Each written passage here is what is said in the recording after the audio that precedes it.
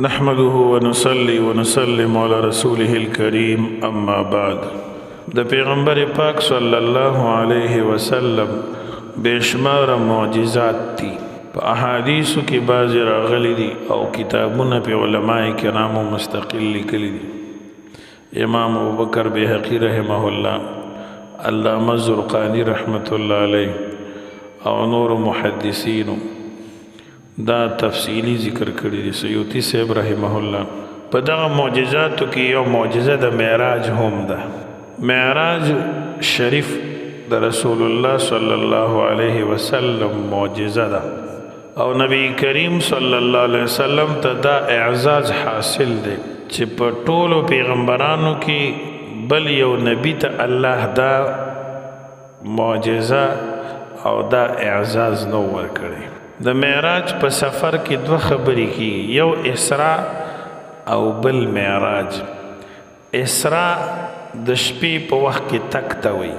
یعنی کوم چې نبی کریم صلی الله علیه وسلم د کور نه راوتی او په براق باندې کوم سفر کړو د مکی مکرمې نه بیت المقدس پورې دیته اسراء وي او د بیت المقدس نه بیا بره چې کوم ختل شوي اسمانونو جنت او نور کارونه او نور خبرې چې پکې راغلي هغې ته معراج وي د معراج د معجزې نه منکر د قرآن نه منکر دی د معراج دا حصه چې په اسراء سره یادېږي دا په قرآن کې راغلی ده او دا دویمه حصه چې په معراج کې معراج سره یادېږي دا ذکر هم په قرآن کې شته دی د دې بعضې خبرې په احادیثو کې راغلی تفصیل سره او قرآن کې مته اشاره شوې ده سورۃ النجم کې دیو جن امام اهل سنت مولانا سرفراز خان صفدر صاحب رحمت الله علیه یو کتاب کړی دی ضوء السراج فی مسألة المعراج پرویزیان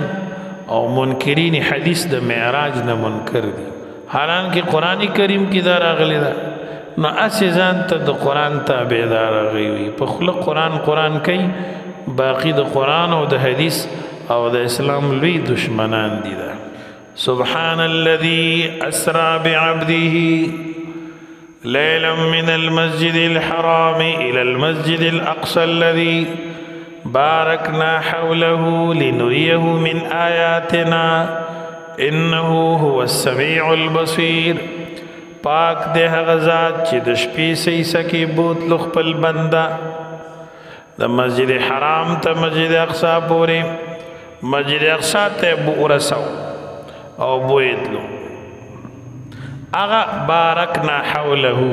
چې برکت پیدا کړی مونږ غیر چا پیر راغی لنوریه من آیاتنا دې لپاره چې اوخایو مونږ د خپل بنده ته نشانی د خپل قدرت انه هو السميع البصير بشک د الله تعالی اوریدن کې دی ولیدن کې دی دیو جنا بعضی مفسرین دی سورۃ بنی اسرائیل ته سورۃ معراج وای د سورۃ بنی اسرائیل ډیر علومونه دي سورۃ سبحان وتوي سورۃ معراج وتوي سورۃ اسراء ورتوي او امام ابن کثیر رحمت الله علیه په خپل تفسیر کې دلته یولس پاڼې کلام کړی دی د معراج په مسله باندې احادیث د معراج تواتر ته رسیدلی دي دیو جنا پرویزیان او منکرین حدیث د عام مسلمانانو دوکه کول لپاره صرف نوم د قرآن علی چې قرآن او موږ له قرآن کافی دی او د الله کتاب او د الله قرآن باقی د الله د کتاب ټول حقایق په حدیثو کې راغلی دي او تفصیلات په حدیثو کې راغلي او پرویزه انکار کوي د رسول الله صلی الله علیه وسلم د حدیثونو دومره کلک سترګې دي چې د شرک او گمراهۍ کې مبتلا دي او ځان ته د توحید والا وي او د قرآن کریم او د رسول الله صلی الله علیه وسلم تابعداري ته دی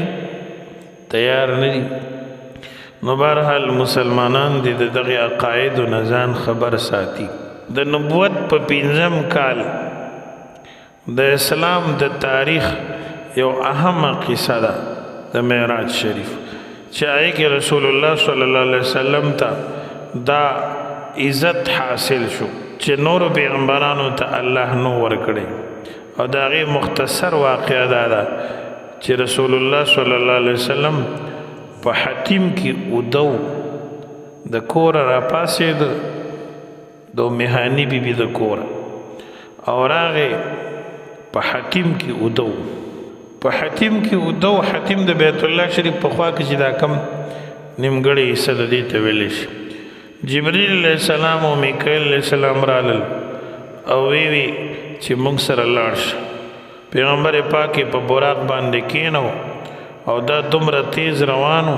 چې څومره د سړي نظر لګي داسې غټ قدم مد بصره د دې دومره لوی ګامونو قدمونو او دا ډېر تیز رفتار شو. په دغه تیز رفتارۍ کې دې مزل کو اول نبی پاک صلی الله علیه وسلم مسجد اقصی ته ورسولی شو. هلته ټول انبیاء کرام د نبی علیه الصلاة والسلام د اکرام دپاره الله جمع کړي. جبریل علیه السلام چې راورسېد اذان یې وکړ. انبیاء کرام علیهم السلام صفونه تیار کړل او په انتظار چې مونځ به څوک کوي. جبریل علیه السلام د نبی پاک صلی الله علیه وسلم لاس مبارک ونیو او وړاندې کو. نبی کریم صلی الله علیه وسلم انبیاء او مرسلین او فرشتو ته د جمع مونځ ورکو. د جمع مونځ یې ورکو 2 رکعاته مونځ یې وکړ. بعضې علماء سیر وایي دا د سحر مونځ او څوک وایي دا نفل. دې ځای پورې چې کوم سفر دی د عالم دنیا دا په براق باندې شو او دې ته اسرا ویلی شي. دې نه بعد بیا د اسمانونو سفر شروع کیږي، هغې ته معراج ویلی کیږي. بعض روایاتو کې راغلی چې آسمانی سفر هم په براق باندې و، لیکن صحیح احادیثو نه معلومیږي چې دا سفر په براق باندې نه و بلکې د معراج په ذریعه و. د معراج معنی ده پوړی زینا او د دې مختلف قسمونه نن سبا هم شته دی. یو طریقه د لفت ته موږ تاسو ګورو ډېر چتونه کراس کوي او سړی په ځان نه پوهېږي نرم سفر پکې کېږي، هغې ته هم زینه ویلی کېږي. داسې یو قسم پوړی وه رسول الله صلی الله علیه وسلم آسمانونو ته ورسولی شو. حقیقت الله ته معلوم دی، په روایاتو کې داسې نور تفصیلات نشته. بس یو غیبی پوړی راوستی شوې، حاضر کړی شوې او رسول الله مبارک په هغې باندې اسمانونو ته وخېژولی شو. په ړومبي اسمان کې آدم علیه السلام سره ملاقات وشو، په دویم کې عیسی علیه السلام او یحیی علیه السلام سره، په دریم کې یوسف علیه السلام سره، په څلورم کې ادریس علیه السلام او په پنځم کې ابراهیم علیه السلام سره ملاقات وشو. دې نه بعد نبی پاک صلی الله علیه وسلم سدرة المنتهی ته تشریف راوړو، په لاره کې حوض کوثر ولیدو او بیا جنت ته داخل شو او د الله قدرتونه او عجایبات یې ولیدل. هغه چې د چا سترګو لیدلی نه دي، د چا غوږونو اورېدلی نه دي او دغرنګې د چا وهم او ګمان کې نه راځي، الله خپل پیغمبر پاک صلی الله علیه وسلم هلته ورسو. بیا دوزخ د نبی علیه السلام مخې ته پیش کړی شو او د هغې هر قسم عذابونو سختۍ نبی کریم ولیدي. مخامخ ورته و چې دا د اور نه ډک دی، چې داسې تیز اور دی چې اوسپنه او کاڼې څومره سخت شیزونه دي دا د هغې په وړاندې څه حقیقت نه لري. په دې کې نبی کریم یو جماعت یو ډله ولیده چې مردار زناور خوري. وی فرمایل دا څوک د جبریل علیه السلام عرض وکړ د الله پیغمبره دا هغه خلک دي چې د مسلمانانو غیبتونه کوي. بیا د دوزخ دروازه بنده کړې شوه، بیا رسول الله مبارک وړاندې لاړو، جبریل علیه السلام پاتې شو ځکه مخکې تک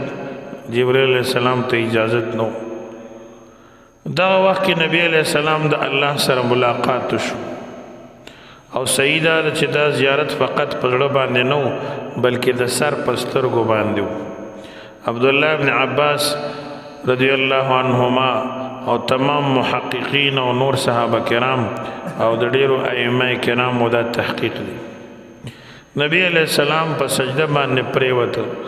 او الله تعالی سره د کلام شرف حاصل شو په دا وخت کې منځونه فرض شو دین بعد رسول الله مبارک واپس شو بیا بیت المقدس نه په براق باندې سور شو مکی معظمه تراغي په لار کې مختلف مقاماتو کې د قریشو درې تجارتی قافلې صحیح کی چې پای کې بعضو نبی علیہ السلام ته سلام وکړو او نبی علیہ السلام جواب ورکړ نبی علیہ السلام ورته سلام وکړ هغې جواب وکړ او هغې د نبی علیہ السلام آواز وپېژنده مکې مکرمې ته چې کله واپس راغه هغې د دې ګواهي مو کړله چې نبی علیہ السلام موږ سره لاره کې مخ شوی او په موږ یې سلام اچولی د سهار نه مخکې دا سفر ختم شو الله د خپلو قدرتونو علامې او نښې موږ ته ښیي د یو اسمان نه بل اسمان ته 500 کاله مزل دی د ځمکې نه ړومبي اسمان ته 500 کاله مزل دی خیال کوه و اسمانونه دي وزل چې 500 شي 3.5 زره او چې ځي او راځي نو 3.5 زره او 3.5 زره 7 زره کال صرف تک راتک او دې کې رسول الله مبارک د مکی مکرمې نه تر بیت المقدس چې نن سبا ورته فلسطین وی او په قدیم تاریخ کې ورته شام ویلي دا مزل یې په ځمکه کړی دی چې دا د میاشتو مزل دی او بیا جنت لیدلی شوی دوزخ لیدلی شوی انبیاء کرامو سره خبرې شوي دي حتی چې د الله پاک په زیارت او ملاقات باندې مشرف شوی دی دا په ویښه باندې وجود سره په خوب کې نه په خوب کې خو ډېر ځل شوی دی اسرا بعبده خپل بنده روح مع الجسد ته وایي ځکه خو صورت بني اسرائیل د سبحان نه شروع کیږي چې دا د الله د پاکۍ یو نمونه ده الله دومره لوی قدرتونه لري چې خپل بنده پیغمبر پاکي د روح او جسم سره بر اسمان ته راوغوستو او د احادیث عالمان وایي چې دا د یو ګنټې یو نیمي په مقدار باندې شوی د دنیا په وخت چې والي دومره لوی سفر سره د دینه چې رسول الله مبارک فرمایي چې زه واپس رالم او سملاستم نو هغه بستر لا ګرمه وه او ما چې کوم اودس چاردام کړی او اوبه چې تویږي نو روانېږي که نه اله روانې وي او په کومه دروازه چې زه وتی یم د هغې زنځیر لا خوځېدو سبحان الله دا زمونږ د پیغمبر اوچت مقام دی الحمدلله زمونږ او ستاسو د دومره لویه